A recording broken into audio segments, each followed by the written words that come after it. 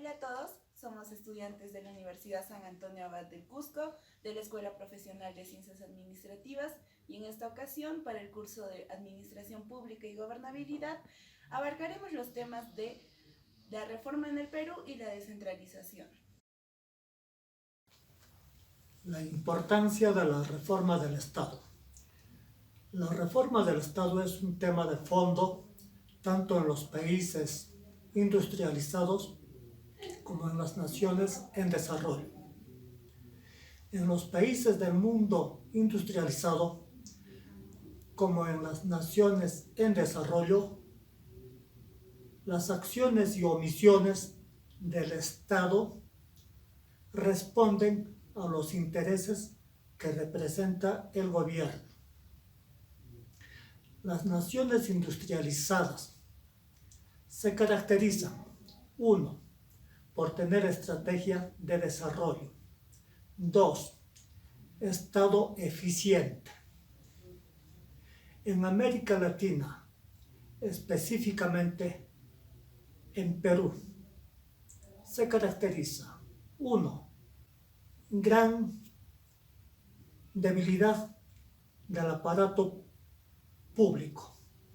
2, se requiere cambios en el poder ejecutivo.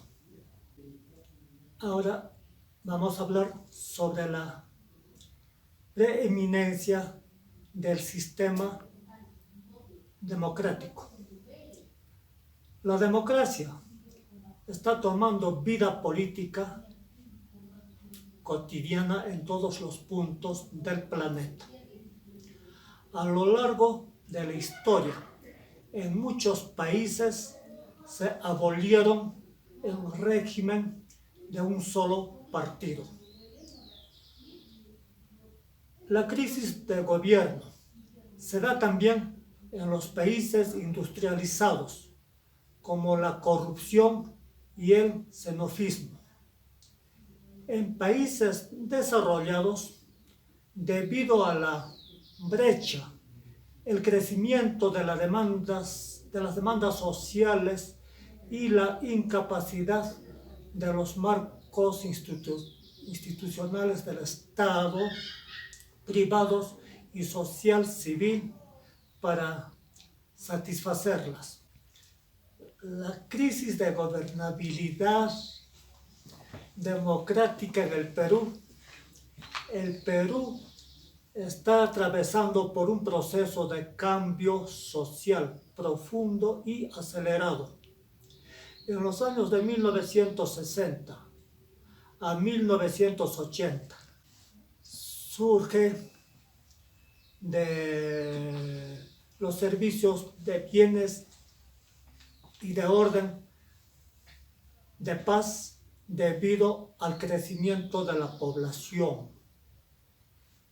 La sociedad civil organizada, se da la democracia social, la modernización productiva, legitimación de las instituciones estatales.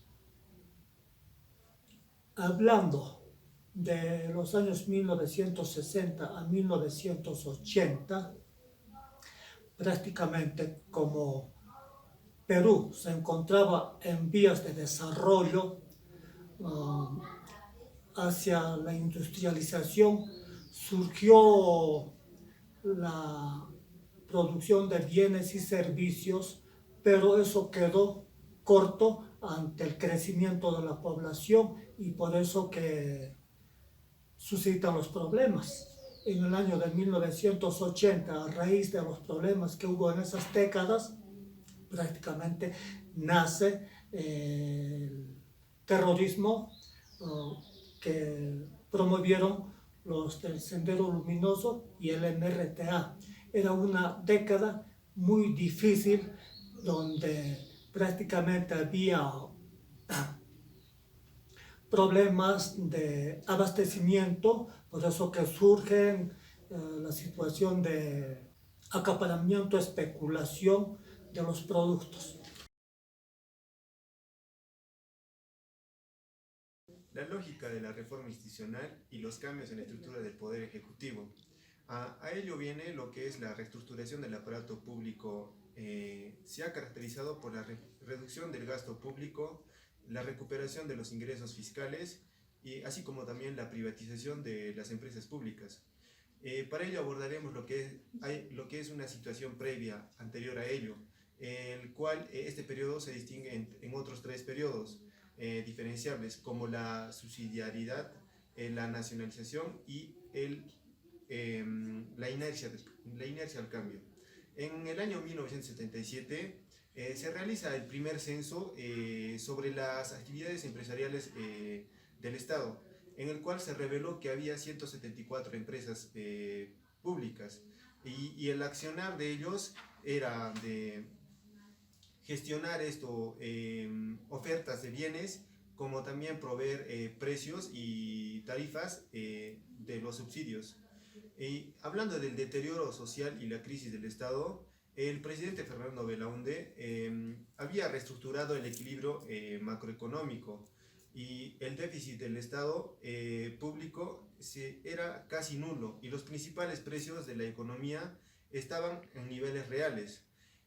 Pero en el gobierno de Alan García se implementó un conjunto de políticas estáticas y populistas que hicieron daño a la nación. Por ejemplo, una de ellas sería la tasa de intereses irreales. Otra también sería las tarifas públicas por debajo de los costos operativos. En este periodo, los empresarios locales y extranjeros perdieron interés y confianza en la economía nacional, a lo cual prefirieron invertir en otros países. Ahora hablaremos del shock institucional. Después de la administración de Alan García, el gobierno tuvo un amplio conjunto de leyes, denominado la primera ola de reformas. Las normas más relevantes son la del Decreto Ley 674, el cual es la promoción de inversión privada en las empresas del Estado.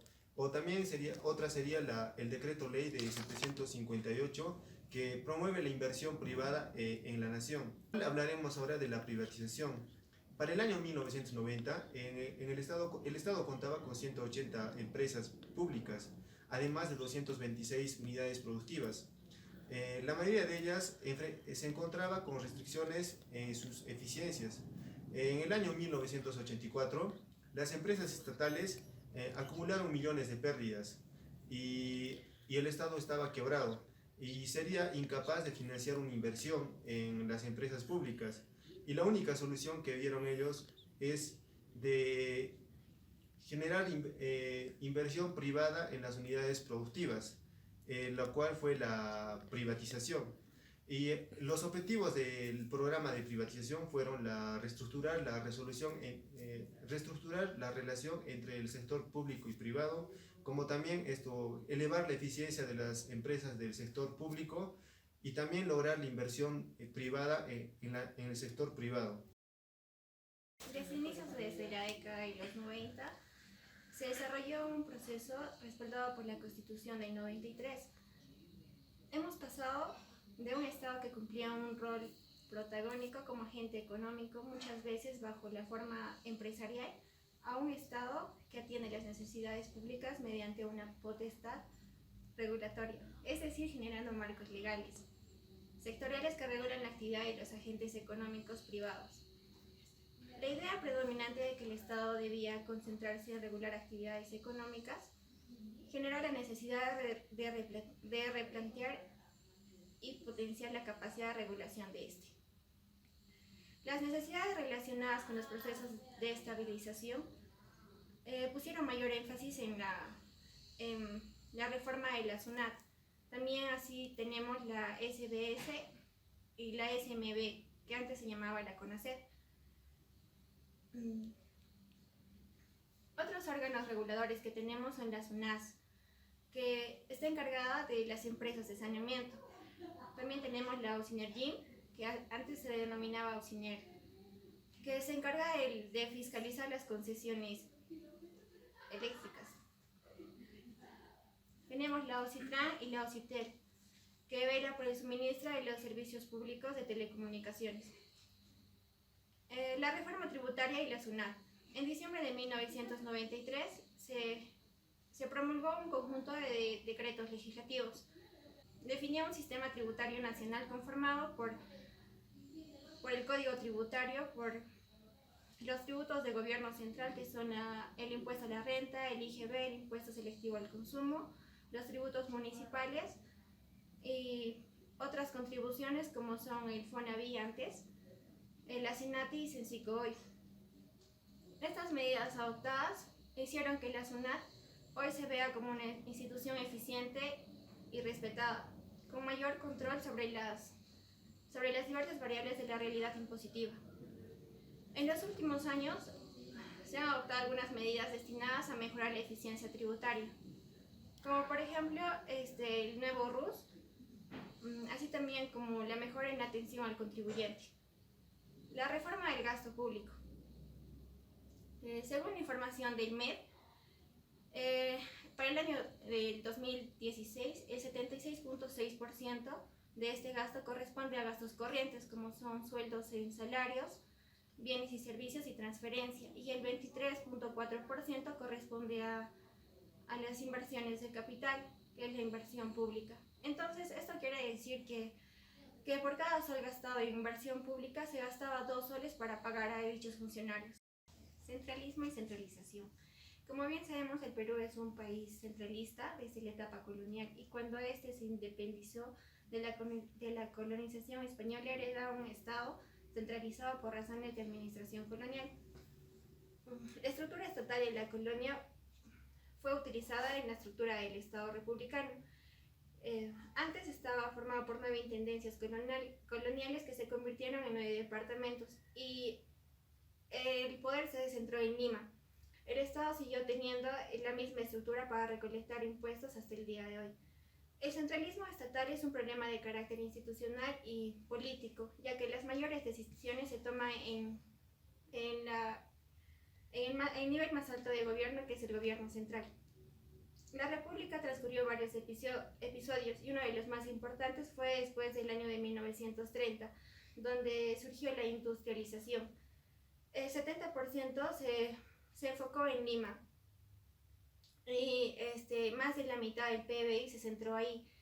Aparte de ello, el 30% de la población se centra también en Lima, hace que sea un país más centralista. Y eso se denomina concentración económica, ya que ahí se enfocan los diversos servicios, empresas, como son los hoteles, las empresas de servicios, las fábricas, entre otros, y esto inhibe el crecimiento de las otras regiones. La descentralización.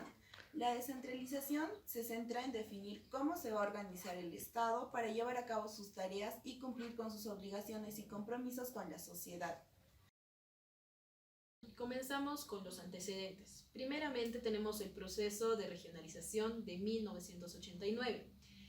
Hasta entonces se creaban o se tenían lo que son las direcciones u oficinas desconcentradas en cada región o en cada departamento, las cuales eran dirigidas por los funcionarios de confianza de los ministerios. También se tenía lo que son las corporaciones de desarrollo. Estas se encargaban de velar por el desarrollo departamental y también por la ejecución de obras públicas. Se crearon en total 12 microrregiones, las cuales eran conformadas por 2 o 3 departamentos. El Poder Ejecutivo con el Decreto Ley 560 reguló y limitó las funciones de los ministerios a ser solo planificadores o supervisores. Para esto ya habían problemas de enfrentamientos por funciones, tanto de ministerio con los municipios, y también se hacía ya aguda la falta de sentimiento de legitimización de territorio por parte de los pobladores, ya que ellos consideraban de que se los había agrupado arbitrariamente. La intervención de los gobiernos regionales. En abril de 1992, el Poder Ejecutivo intervino a los gobiernos regionales con el Decreto Ley número 25432, donde se dispuso la creación e instalación de los consejos transitorios de administración regional, más conocidos como CETAR. Además de esto, se crearon muchos organismos públicos como, por ejemplo, el Programa Nacional de Asistencia Alimentaria o Alimenticia, el PRONA, el cual velaba por proyectos de responsabilidad social, así como hubieron muchos más, que abarcaban todo el territorio de las regiones o microrregiones que se habían formado. Para 1993, la nueva Constitución marcó nuevos lineamientos, como por ejemplo que las regiones debían ser constituidas por iniciativa propia de los pobladores y también así sus autoridades, que debían ser elegidas por sufragio directo. La Ley Marco de Descentralización de 1998. Esta ley era la 26922, la cual intentó resolver el problema de la indefinición de CETAR, es decir, que tendía a limitarlos en funciones y también derogó lo que es la regionalización. Las funciones del sector salud, educación y otros tenían que volver a ser responsabilidad de los ministerios. De esta manera, estos cobrarían más importancia, siendo así también que CETAR decrecería en tamaño y en funciones, resolviendo así el problema de la doble dependencia. La organización y la función de CETAR. Esta se dividía en dos sectores muy diferenciados. El primero, que son las inversiones, de la cual no más del 10% era dirigido a obras públicas o a proyectos públicos, y lo demás era más dirigido a lo que son planillas y sueldos de trabajadores. Estos eran susceptibles a recortes, mayormente aquellos que no percibían sus recursos por canon. El segundo sector sería las direcciones regionales sectoriales, es decir, el ámbito de educación, salud, turismo, etc. Hasta la aplicación del Sistema Nacional de Inversiones, el SNIP, CETAR contaba o gozaba con amplia decisión en lo que es inversiones u obras públicas, es decir, que estas por lo general priorizaban obras por propios intereses de los funcionarios, lo cual se llegó a contrarrestar desde el 2002 con la implantación del SNIP. Ahora vamos a hablar sobre el actual proceso de descentralización. Bien, uno de los primeros pasos para la descentralización fue el desarrollo del marco legal que le diera la viabilidad a esto. Y una ley es la Ley de Reforma Constitucional, que es la ley número 27680. Acá nos habla sobre la definición de la descentralización. Indica que la descentralización es una forma de gobierno que se orienta a buscar el desarrollo sostenible de un país. También hablamos de la división territorial, que indica que el territorio de la República está dividido en regiones, departamentos, provincias y distritos. Y en la conformación de regiones. La conformación de regiones se da a partir de la integración de un espacio territorial en base a la unión que tienen estas económica, históricamente y económicamente, formando así unidades geoeconómicamente sostenibles. Hablamos también sobre la autonomía de los gobiernos regionales. Se refiere que los gobiernos regionales tienen autonomía política, económica y administrativamente en lo que le concierne. Y la constitución de los gobiernos regionales, que está ligada a la autonomía de los gobiernos regionales. Bien, hablamos sobre la reforma institucional para la gestión descentralizada. Se basa en dos aspectos, que es el proceso de transferencia de competencias y el sistema de acreditación. En el proceso de transferencias de competencias se clasifica en 4 etapas. La primera etapa preparatoria inicia a partir de 2002. Acá se aprueba el marco normativo para regular la descentralización y solo se logró aprobar la Ley Orgánica de Gobiernos Regionales y la Ley de Ordenamiento y Demarcación Territorial. La primera etapa, que constituye los gobiernos regionales sobre departamentos existentes y la elección de autoridades. Y la segunda etapa, que inicia en 2003, que comprende la promoción para la conformación de regiones mediante integración de departamentos y la aprobación del plan de regionalización. Y la tercera y cuarta etapa, que están relacionados, que refiere a la transferencia de las funciones en competencias como es la agricultura, la pesquería, la agroindustria, industria, medio ambiente, y la cuarta etapa que está referida a la otorgación de funciones como es la educación y salud. Bien, y el sistema de acreditación, que tiene por finalidad el fortalecimiento de las capacidades de los gobiernos regionales y locales. Este sistema de acreditación ha pasado por diferentes etapas, consta de diferentes etapas, y son la aprobación del plan anual, la solicitud de transferencia de gobiernos regionales y locales, la capacitación y asistencia técnica, donde se fortalecen las capacidades de los gobiernos regionales y locales para, de acuerdo a eso, otorgarles funciones que puedan cumplir de acuerdo a la capacidad que tengan ellos. Y la certificación, posteriormente la acreditación, la resolución de controversias, y en la etapa número 7 es la efectivización. Veremos tres aspectos: el aspecto fiscal, administrativo y el aspecto político. En el aspecto fiscal, la tasa de impuestos, se verá la tasa de impuestos y quién es el responsable de las prestaciones de servicios, por ejemplo, la salud, la educación, la pobreza, entre otros. En el aspecto administrativo se refiere a cómo las instituciones políticas nacionales toman decisiones sobre los resultados evaluados para poder así evaluar las asignaciones y distribuciones que se van a repartir a los recursos de los gobiernos gubernamentales. Aspecto político, se verá la autoridad que tienen estos gobiernos nacionales para administrar y ejecutar las responsabilidades, así como la participación que va a tener la ciudadanía en ellos. En el Perú la descentralización fiscal incluye la asignación de recursos financieros por parte del gobierno central y la generación de recursos propios para que los gobiernos nacionales puedan cumplir con sus funciones. La implementación de procesos de descentralización fiscal se dio mediante las leyes que formaron la base del proceso de asignación de bases de competencias. El objetivo final de la descentralización es contribuir al desarrollo equilibrado y sostenible del país, satisfaciendo las necesidades de los ciudadanos de forma equitativa y eficiente. Para ello tenemos el Fondo de Compensación y Regional, que es el FONCOR, y la transferencia de presupuestos adicionales por la asignación del 50% de los recursos efectivamente recaudados a cada región por el impuesto del IGB. La participación ciudadana en el Perú. Los mecanismos de participación ciudadana han surgido como forma de llenar un vacío generado por fallas del sistema representativo en lugar de complementarlo y fortalecerlo. Los gobiernos regionales y locales.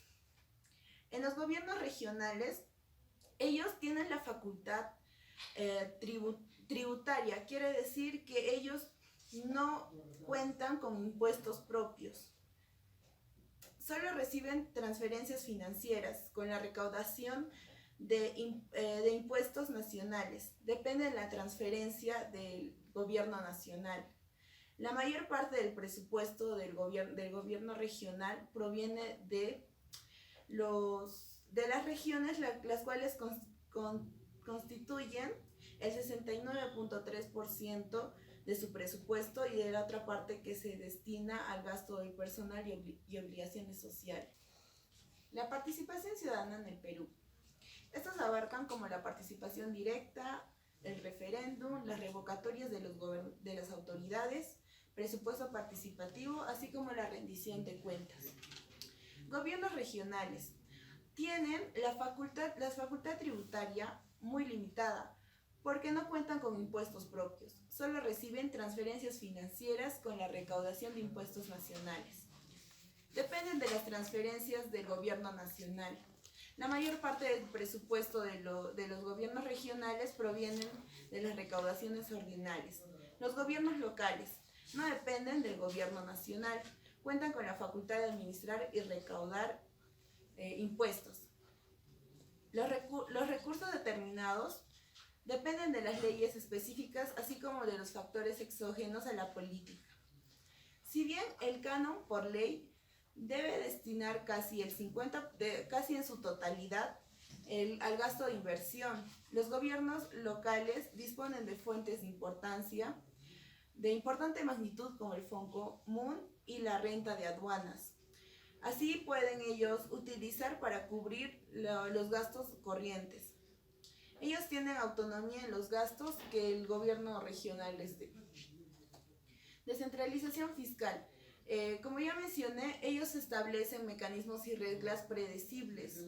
Aunque sean un poco predecibles, las transferencias de sus recursos hacia los gobiernos nacionales van a hacer que con estas reglas y mecanismos se puedan ser estables y predecibles en un futuro.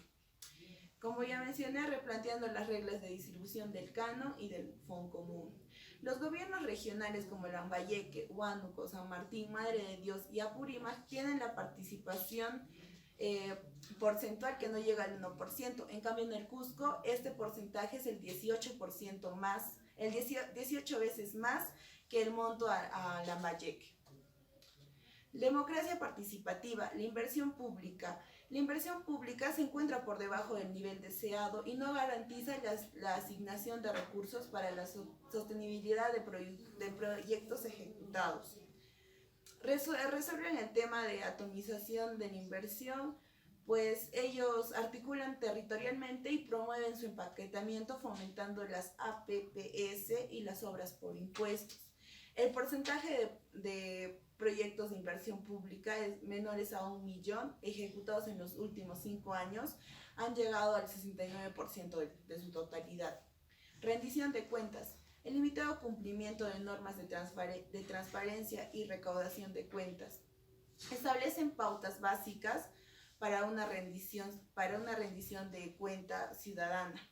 Pero estas, si llegan a un incumplimiento, no tienen ninguna evaluación, ningún seguimiento para que estas no se puedan dar. Las leyes orgánicas de gobiernos regionales se deben realizar al menos 2 audiencias públicas al año para rendir cuentas de su gestión. Sin embargo, no aparecen consecuencias para su incumplimiento. Democracia directa. Inversión descentralizada. Pese al crecimiento, el proceso de descentralización no ha sido equitativa ni uniforme en el país.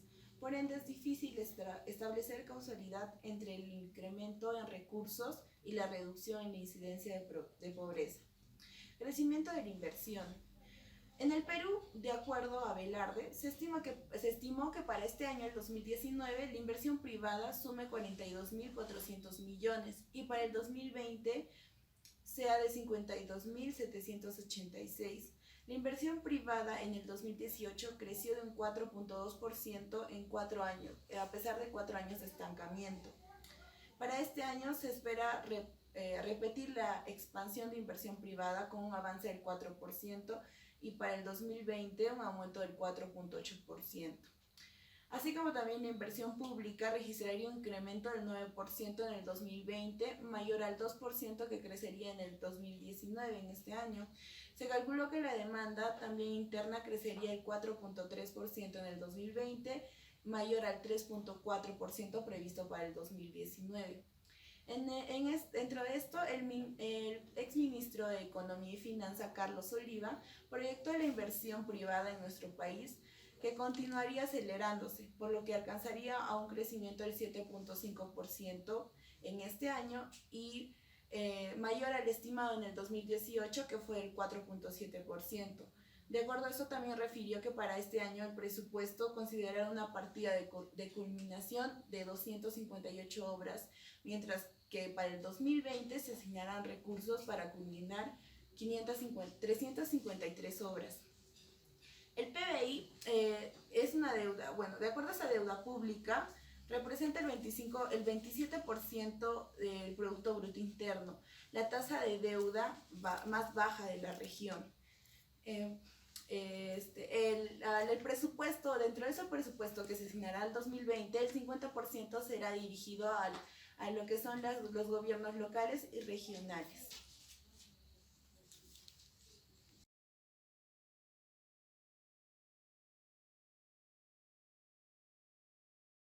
En conclusión, podemos decir que el Perú ha ido pasando por transformaciones, las cuales a través del tiempo han han hecho que la descentralización se vuelva un proceso en el cual vamos a seguir durante los años atravesándola, ya que la mayor parte del presupuesto se concentra en Lima y lo demás se reparte en todos nuestros departamentos. Podemos decir entonces que de acuerdo a lo que acabamos de ver, el Perú, por las crisis políticas que ha estado atravesando actualmente, va a seguir descentralizando y repartiendo el presupuesto entre las obras que están inconclusas actualmente, y ya que para el 2020 se prevé muchas más de estas. ¿Sabías que 1 de cada 3 peruanos vive en Lima? Y que la mitad de las industrias se encuentran en Lima, y que más del 70% de los recursos económicos los maneja el gobierno central? Aunque nuestra constitución política garantiza la descentralización, esta no se lleva a cabo como debería ser. Pero, ¿sabe usted qué es la descentralización? Primero le diremos que es un proceso permanente y obligatorio, que es una política de Estado que debe ponerse en práctica, por ser la manera democrática de organizar el país. Si la descentralización se llevara a cabo, el desarrollo de nuestro país sería más justo, pues todas las regiones podrían elegir su propio plan de desarrollo, priorizando sus necesidades. El proceso de descentralización es integral, pues abarca e interrelaciona a todo el territorio nacional e involucra a la actividad estatal y a la actividad privada en sus diversas modalidades. Es también participativa porque no excluye a nadie. Por el contrario, el proceso requiere que participen colectivamente la mayor cantidad de peruanos posibles. Y gradual, es decir, a los gobiernos locales y regionales se les asignará competencias y transferencias de recursos del gobierno central en forma progresiva y ordenada. La descentralización es importante porque así nuestro país se organizará mejor territorialmente. Tendrá una población distribuida armónicamente y no solo concentrada en Lima. Seremos un país económica y socialmente más justos y equitativos. Además, la descentralización nos ofrece una serie de oportunidades, pues mediante la planificación participativa con los actores económicos locales, se pueden crear nuevas estrategias y nuevas políticas sectoriales y generales que contribuyan al desarrollo. Además, contribuye al desarrollo de capacidades locales en el terreno de la producción y la gestión, con el manejo de nuevas estrategias de información y educación. Nos permite un cambio de política económica hacia una que promueva la creación de empleo,